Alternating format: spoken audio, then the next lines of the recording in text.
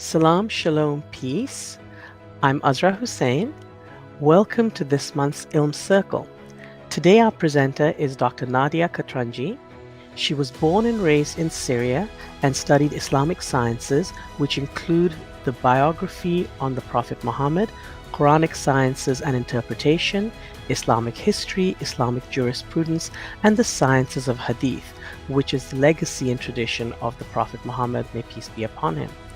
Today, Dr. Katrangi's topic is Understanding the Qur'an. Please engage our speaker by typing your questions in the comment section. And now, Dr. Nadia Katrangi.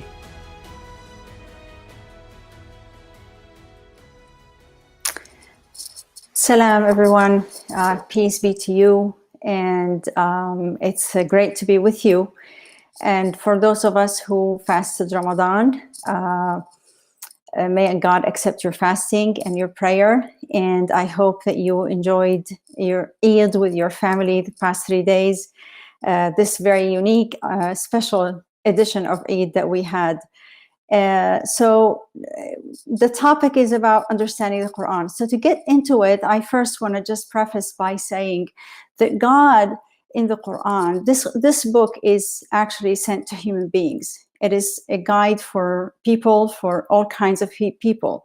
And the way that God interacts with us is through many ways in the Quran. And one of them is actually to demonstrate how he, to model how he interacts with us. He did that through the prophets, peace be upon them. So he kind of like shows us what it looks like to interact with us through the prophets. And with no doubt, the Prophet Moses, peace be upon him, is the one who is being most prefaced in the Quran, and we have a lot of relatedness to the details that they're mentioned in the Quran through his stories. So we kind of like relate to him because of his personality and character, and the human part of it is like so manifest and clear. And the part of the Quran that I'm going to share with you today, there's definitely a piece about Moses, peace be upon him, that I'm going to share with you to just like see that and kind of like understand that. So the surah or the chapter that I wanted to share a part of with you today is called Surah Taha, the chapter of Taha, and it's chapter 20. And generally speaking, when you talk about chapters of the Quran, each chapter has a theme. There is kind of like a main idea that is presented there. And what happens is that throughout the chapter, there are whatever comes from the story, ideas, kind of like to prove that point or to demonstrate that point or to explain it or to make it easy for us to interact with it or to kind of like have the experience of it. So let's look at Surah Taha and see the unique thing about Surah Taha is that about 75% of the surah is actually a part of the story of Moses, peace be upon him. It's a part of it. Like what happens in the Quran is that God would choose a piece of the story of the prophet and then puts it in that piece of the Quran just to demonstrate the idea and to kind of like highlight the theme of it. And that's exactly how it is in Surah Taha. So let's get first to the idea. I just want to share with you the first thing. What is this story? What is the surah about, or what's the chapter about? And then we'll get to see how the story of Moses, peace be upon him, is being applied here, and how is it making a difference in understanding the theme of the surah. So the surah starts by saying Taha, which are basically 2 Arabic letters. And then he says, Ma anzalna alayka al-Qur'ana litashqa. So this is the Arabic part, and the translation is, we did not send down unto you the Qur'an so that you would be miserable. We did not send the Qur'an unto you so that you would be miserable. So when you think about it for a second, it's like, oh, well, we did not send the Qur'an unto you to be miserable. So does that mean, where does this come from? If God is saying that, hey, that the intention is not to have you be miserable, it means somehow, somewhere, there was this feeling that actually God's words, or the religion, if you will to say, can cause misery. So I don't know if there's anybody in the live that's listening. I would love to hear from you. Where does this come from? Do you have any interaction with that? Like you felt that it's actually there is that misery feeling, there is that difficulty feeling, or there's like you felt it with somebody else. If anybody is there, just like would love to hear from you, any of that, if you had any interaction with that.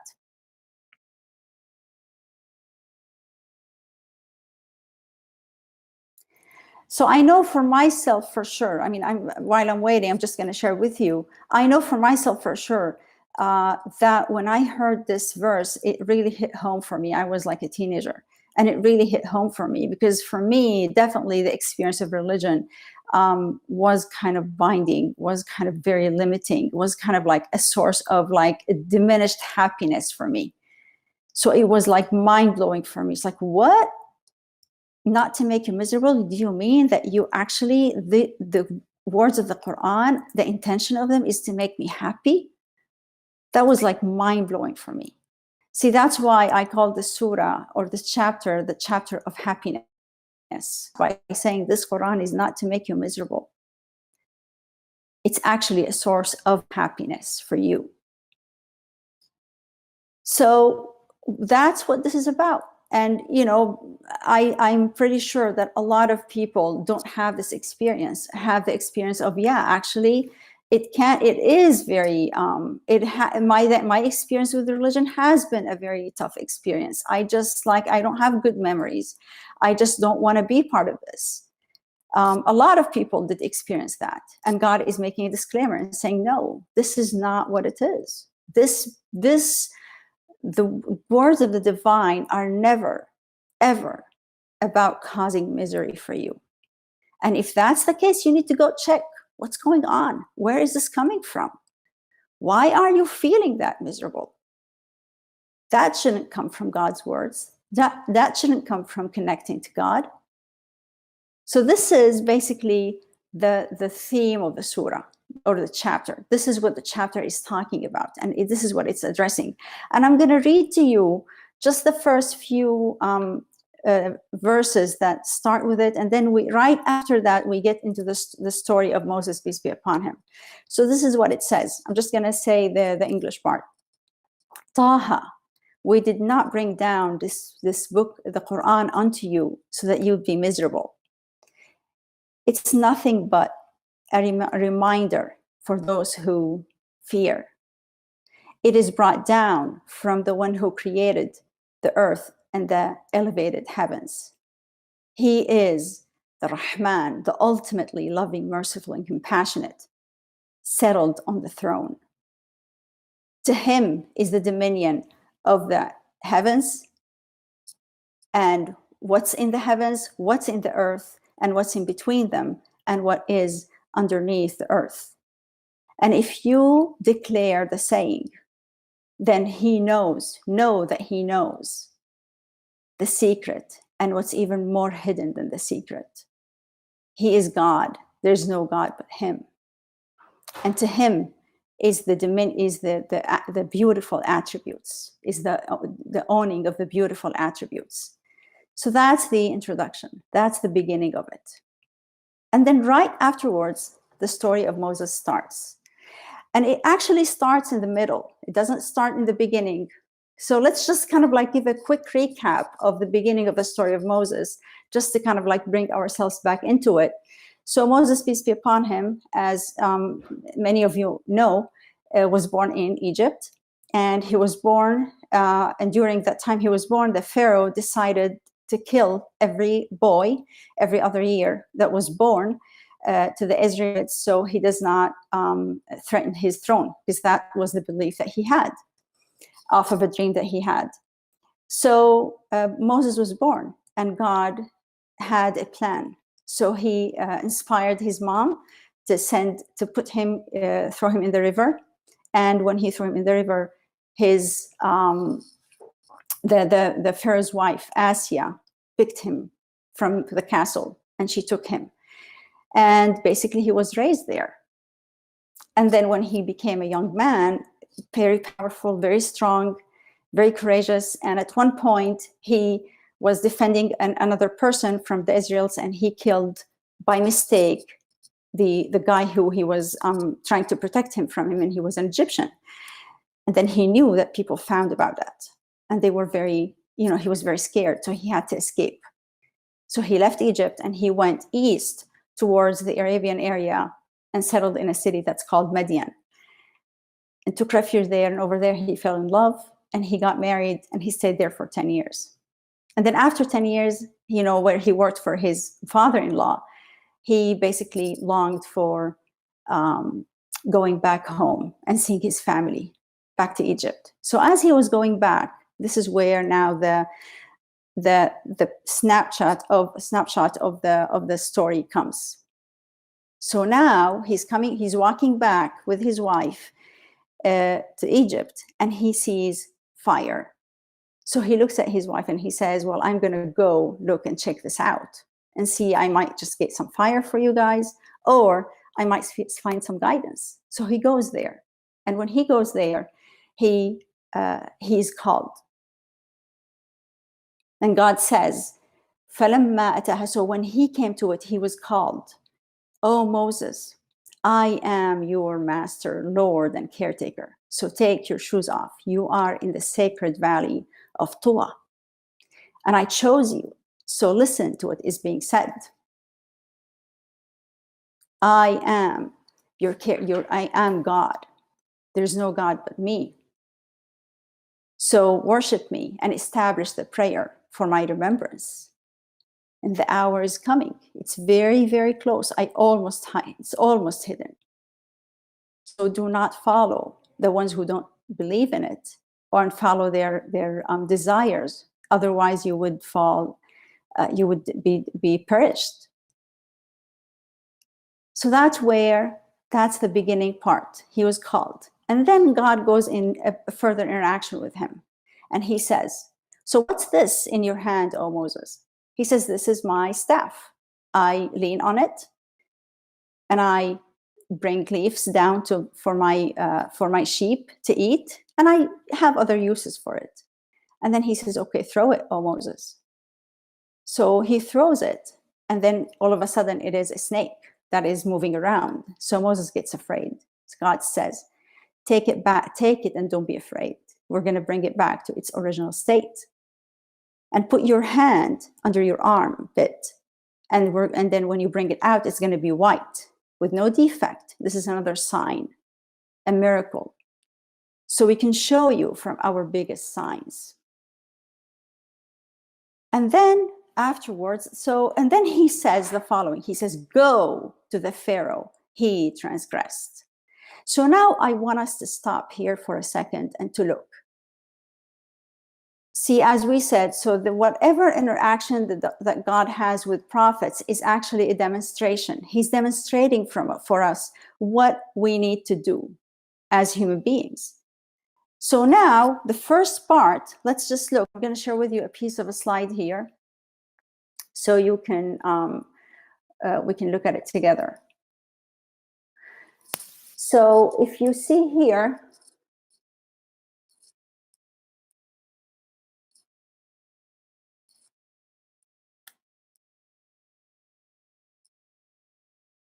this is where the story of Moses starts, right? It's actually, so as we said, it's one of the things that it's going to talk about how this book is not to make us miserable. So the first thing that God says to Moses is he said to him, he called him. And he saw the fire, so he went and explored it, right? And then he had that interaction with God. And God asked him to go to the Pharaoh. So that was the calling of Moses. So now let's look at you and me. What is it for you? Let's just now draw parallels between the story of Moses in this particular chapter and our lives. What is it for you that actually has been a calling that whether you ignored or you actually went and checked it out, or maybe you just checked it out and do anything about it, or maybe you went farther and you really explored it and you knew exactly what needs to happen. So this is the first piece. Just look at yourself. What is the thing that actually is your calling in life, that you just want, that this is something that you want to do. This is something that you're either passionate about, or that it's something that needs to happen. What is it for you? So put that down, right? Put that down, whether like in your mind or just like jot it down. It's like say, oh, you know what? Yeah, well, I mean, I know that there's a calling for me. I know that there's something that I know that I have this passion, or I know that I have this experience, or I know that I have this talent, or I know that I have this ability, or I know there is a missing for me for people in this area, and I can help. And each and every one of you, I assert you, has that calling. Whether we're acting on it or not doesn't the point.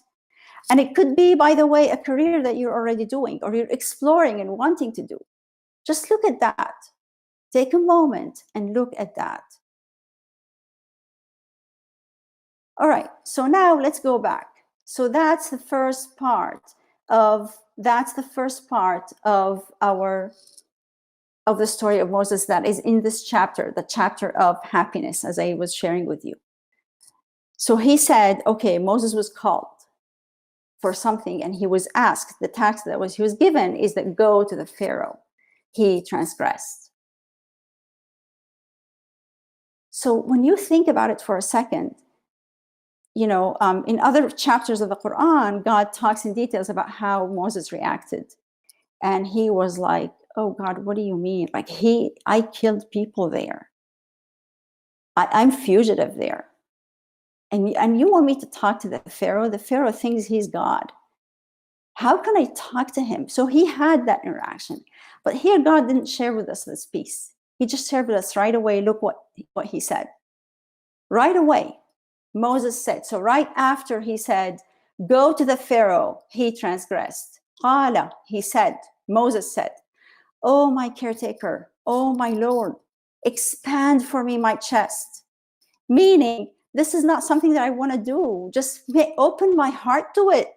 Let me want to do it. I just, like, every piece of me does not want to go and talk to the Pharaoh. Every piece of me does not want to do this. I want to go undercover, just see my family and come back. I just don't want to do this. So he went to him and he said, I mean, please make it desirable for me. Expand my chest to accept this since you're asking me. وَيَسِّرْ لِي أَمْرِي, and make it easy for me. وَاحْلُلْ عُقْدَةً مِّن لِسَانِي, and tie a knot that's in my tongue. Whether some people say that it's actually an actual, he had an ability to speak clearly, or some people say he's just like meant it metaphorically, like just give me the ability to be eloquent in my speech and communication, because it's a big deal. And then he says, and bring for me somebody from my family who can carry this burden with me. My brother Aaron. Make him support me and make him a partner in this command, so that we can both glorify you and we can both mention you. You know who we are. So this is the second piece of the story. And now I want to pause one more time and I want to ask you. So let's go and look. Let's go. I'm going to share with you again the pieces that we had.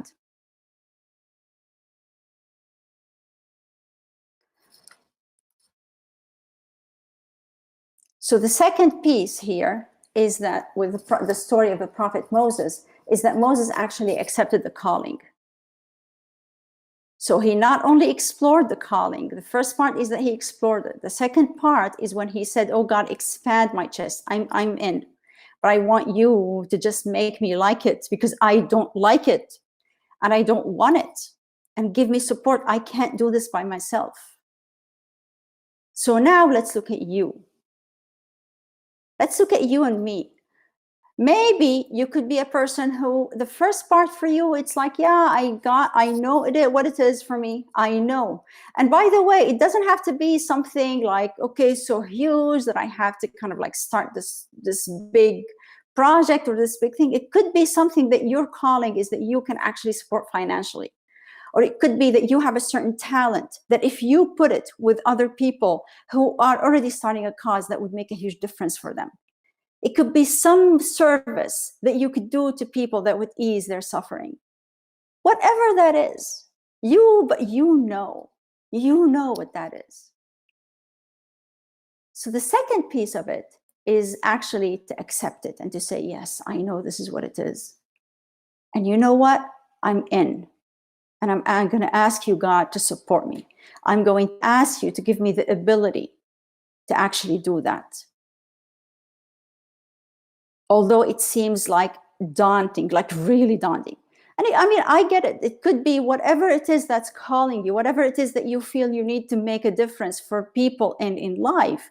Could be something very big. It could be as big as the problem that Moses had. Like Moses was a fugitive. He had to go talk to a tyrant, to a person who actually thought he was God, and to tell him that actually you're not God. There is a real God there. I mean, your problem could be, your challenge could be that big, and it could be less, it could be more. But this is what God is saying. So when I give you something, and when I put in your heart a calling, it's up to you to explore it. That's what Moses did. And the second piece is it's up to you to accept that calling and to ask for the support. But that's what it looks like. And that's what I'm expecting you to do. This is how I was interacting with Moses. Now let's come to the next piece. And then afterwards,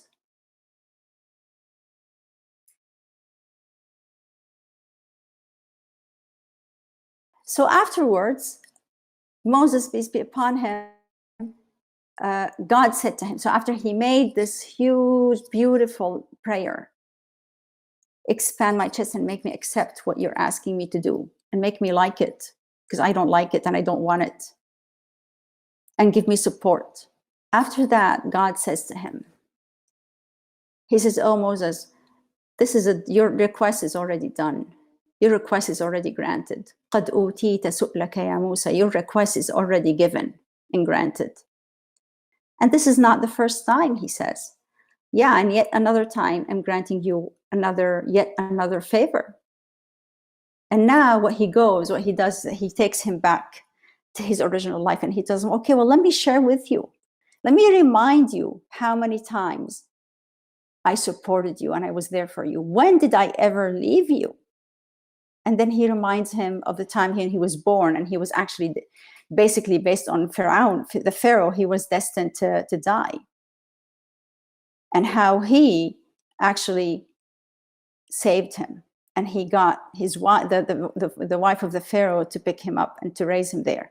And how God inspired his mom to do that, and how his sister went and she got him back so he can breastfeed from his mom and be with his mom for that full year, and be with his actual mom, and his mom would be fulfilled.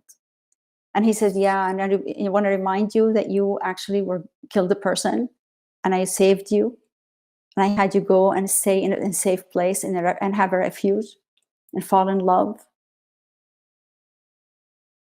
All through your life, I've been with you. I've never left you. And now here you are. You're coming. I made you for me. And I just want to pause for a second, because I know for some people might think, yeah, well, I mean, this is prophet. Of course, God is going to say to the prophet that. Well, that's a very limited understanding of who we are for God. You see, God says that he created the whole universe for us, and he created the human being for him. And he says in a hadith Qudsi, in a kind of like a special traditional text that is sent to the prophet, he says that my earth and my heaven did not encompass me, yet the heart of my loving servant encompasses me. So that's what it is. It is that connection. It is that relationship with God that actually is what we are here for.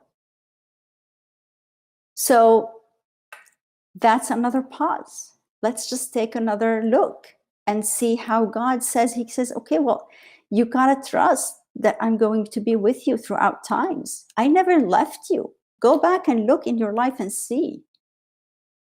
That has been the case for you. So this is your third stop now with Moses, to look at yourself.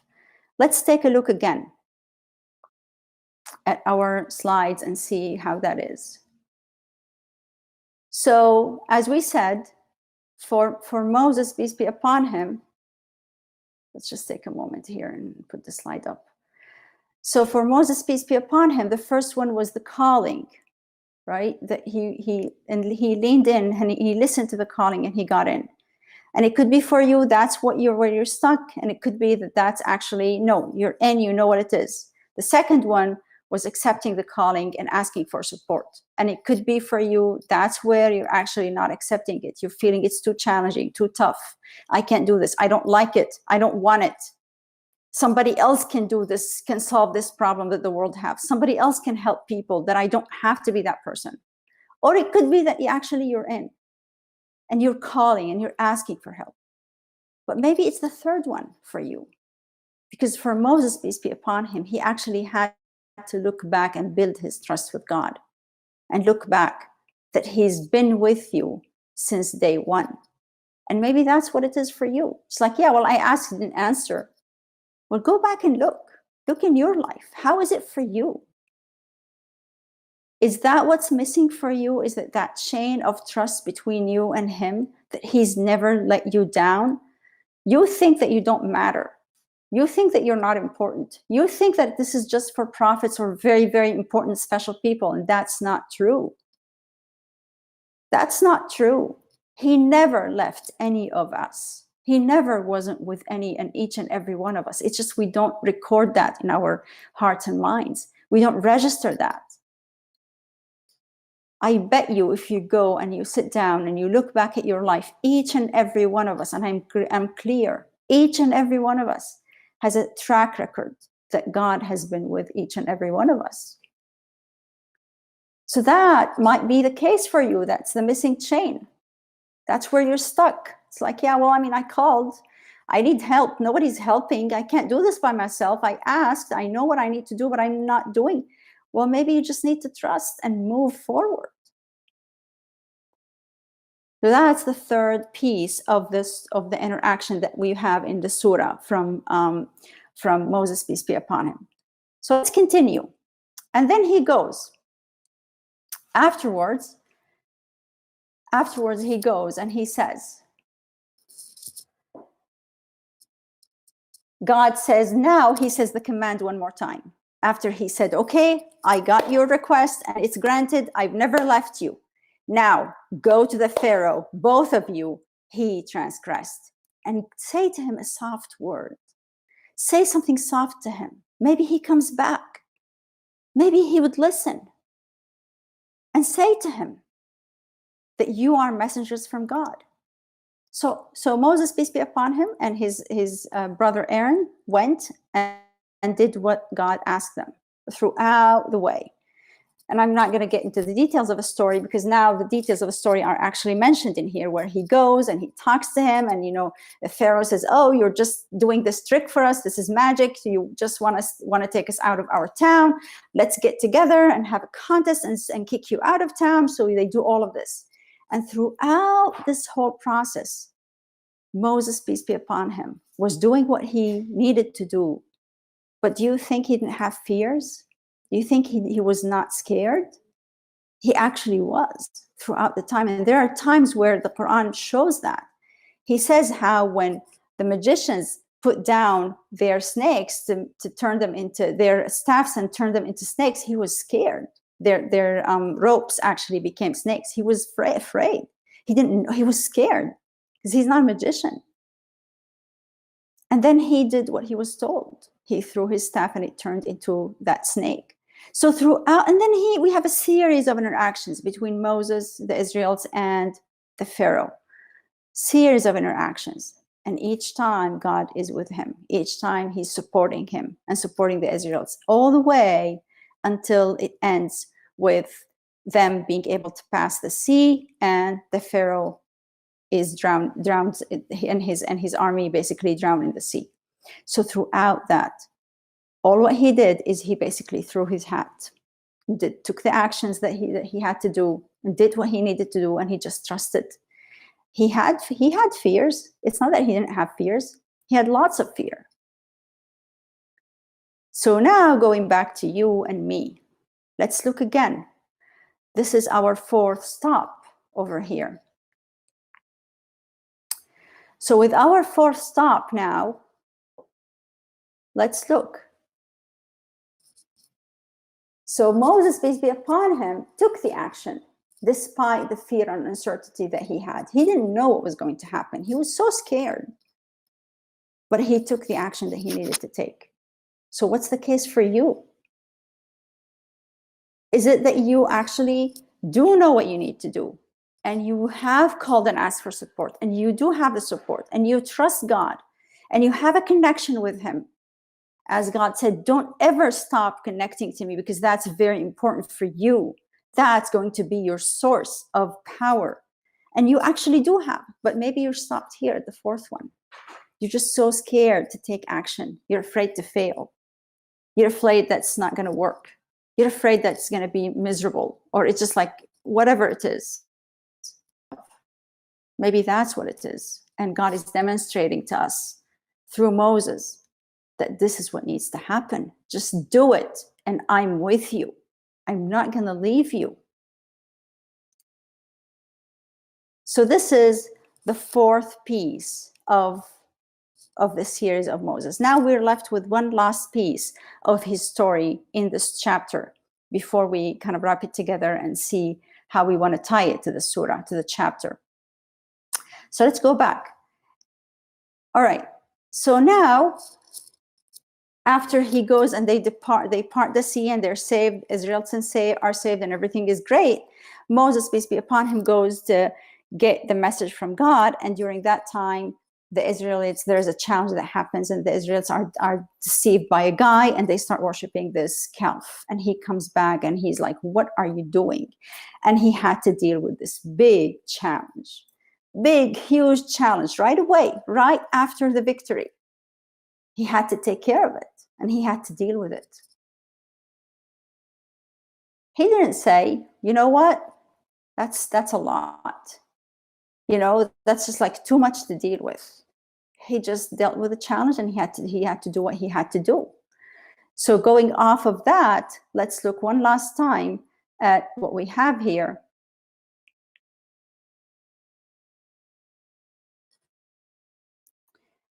So if you see here,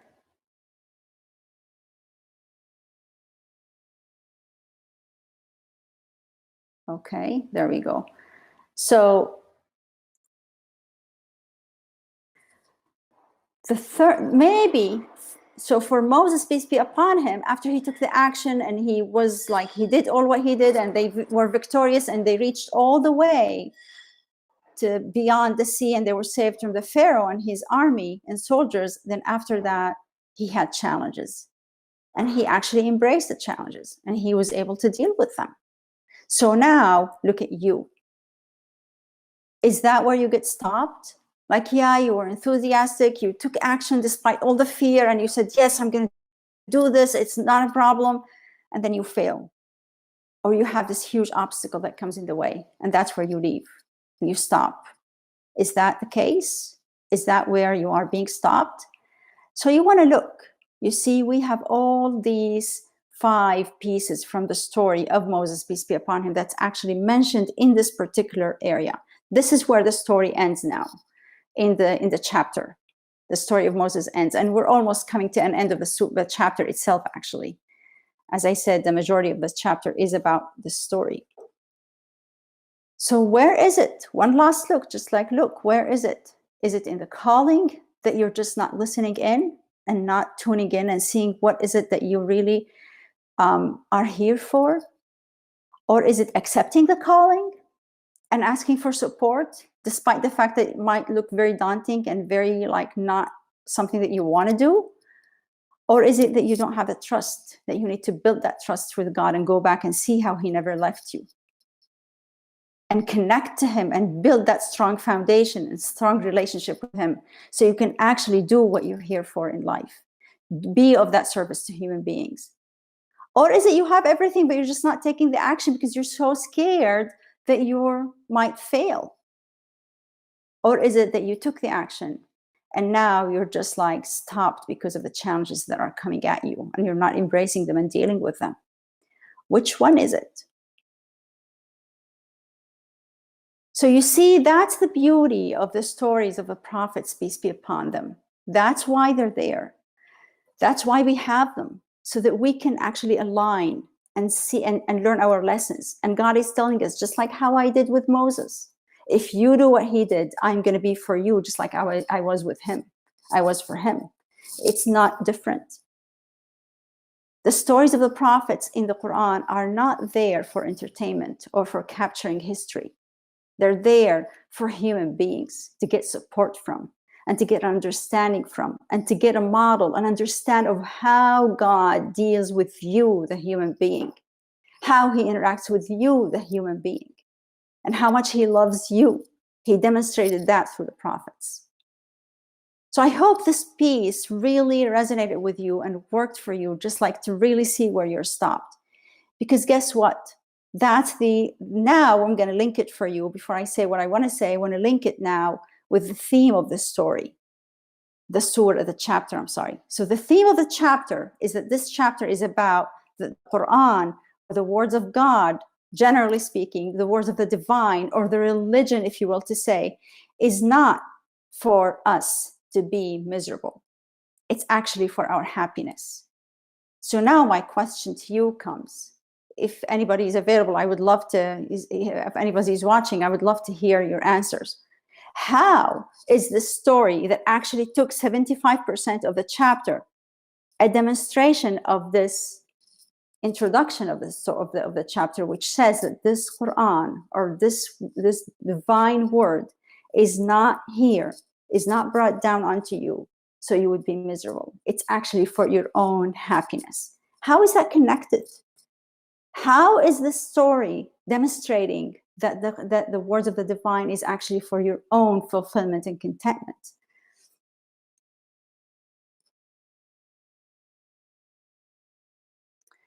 I'm just going to give like about 30 seconds to see if anybody is there to respond. Otherwise, I'll just jump into it.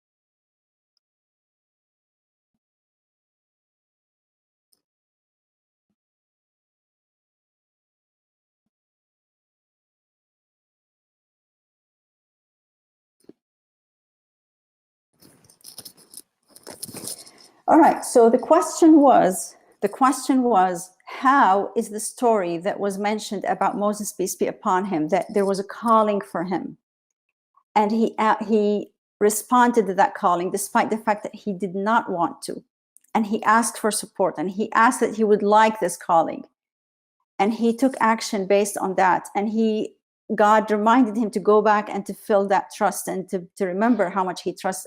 He always was there for him. He took the action despite the fact that he had fear. And he, at the end, even embraced the challenges that came after victory. How is this a demonstration of that this book and the words of the divine, whatever that is actually for our own contentment and happiness? It's not to make us miserable. How is that? Well, one of the main things that you got to remember is that when you have when we are here created, we're created here for a reason. We're created to actually do something that would serve others, that would help others. When we do that, that's a huge source of fulfillment. And when we don't, when we stop ourselves from that, that's a source of misery. And this religion, the religions of God, the books of God are there to actually cause us be a source of service for each other. The words of God, the words of the divine are there to connect us with him and to connect us with each other, to have us serve each other and to have us serve humanity. Do whatever it is that's calling you to go and be a source of good for human beings. When that happens, that's a huge source of contentment for you. So it's as if God is just like mentioning, how are you seeing that this is a source of not happiness? I'm not talking about this instantaneous happiness that's just like stays for few moments when you eat your favorite food, or you watch your favorite movie, or you get your favorite thing, or you get your best house or your best car. Those are like instant things that just go away. But I'm talking about your true fulfillment and joy. That true fulfillment and joy happens when you are connected to him and when you are doing something for human beings. When you do something for others, when you do good, you're content. And each and every one of us has that calling inside us. You just have to listen to it. You have to respond to it. You have to ask for support to be able to do it, although you may not want to do it. You have to trust that God is with you and build your connection with him, and take action despite the fear and embrace the challenges. That's what makes life beautiful. And this is what the religion of God is about. This is what the words of the divine is about. It's about nothing else. And I'm telling you, I assert that any of us that are feeling miserable or are not happy, it's because we're stalling at one of these things that we just like shared about Moses, peace be upon him. We're at stall. We're either just not listening, or we're not wanting to take the action, or we're just not trusting, or we're just like stopped and resigned. We're challenged and we don't want to take the challenge. That makes us miserable. Although we might have everything in the world, and we might be eating the best food, we might be sitting in the best places, we might having the best vacations. I know after the corona thing, the COVID-19 thing goes away, you might be having everything, but you're really not that happy. What gives you and me contentment is when you and I do something good for others. And you want to get, you really want to get that the world needs that good that you have. Human beings need that service that you have. Don't be withholding. Whatever it is that you can do, whatever it is that's possible for you, that's going to give you your own contentment. And that's going to make the world a better place. Please, don't be stopped by any of that. Just reach out. Reach out to God, ask him for support, ask him to be there for you, just like how Moses did with this beautiful supplication that he did. Ask him, and reach out to people around you, and plug yourself in whatever it is that's needed. This is what the religion of God is about. This is the essence of the religion of God. And everything else is actually just support. But the essence of it is this. And if we're not doing this, we're miserable. And that's why it's like, yeah, common sense, you guys, common sense. And he ends it. Look, one of the pieces, towards the end of the chapter, he has another story, kind of like a very small story, half a page. And then towards the end of the chapter, he says, and whoever turns away from remembering me, he's going to have a very tiring life. He said, she's like, you think you're happy, but you're not. Your enjoyable life, your content life, your fulfilled life is going to be through you plugging yourself in with your creator and with the people and serving people. That's what this story is about. And that's what this chapter is about. And that's why I love this chapter, because it really shows the essence of what the religion of God is about. And anything else that's been put and added and twisted, the main message is really not it. So please just don't take that. Go to the source, go to the book of God and see what it says. And I hope that this message really resonates with you and makes a difference for you. And there's always refuge in the words of God. There's always refuge in the stories that are there. There's always something for you and I to learn, from you and me to learn and to get benefit from. So I really hope that this made any difference. And I'm just going to give some time. I don't know if there's anybody there that's listening and anybody that's having any question. I will be just waiting for a little bit to get any questions that you guys have.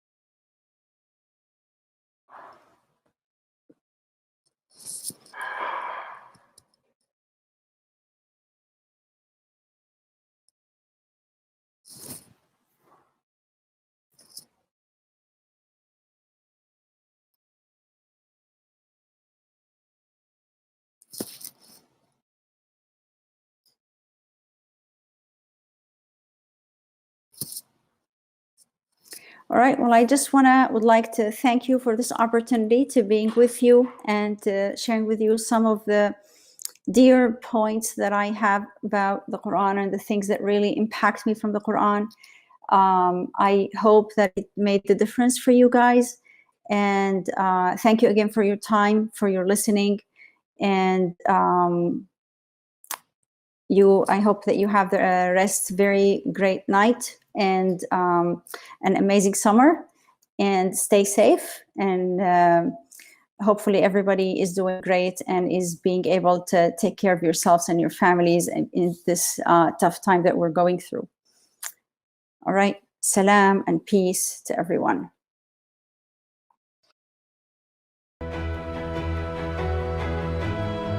Thank you, Dr. Katrangi, and thank you to all of you who were able to join us this evening. ISBA is a non-profit organization and depends on financial support from the community. Please help us bring more programs like the one you experienced tonight by donating generously to ISBA. Our next ILM Circles workshop will be on Tuesday, June 23rd, 2020 at 6 p.m. right here live on Facebook and YouTube. The topic is Muslim women, and our guest speaker will be Dr. Mona Ali. Until then, stay safe and healthy. Good evening.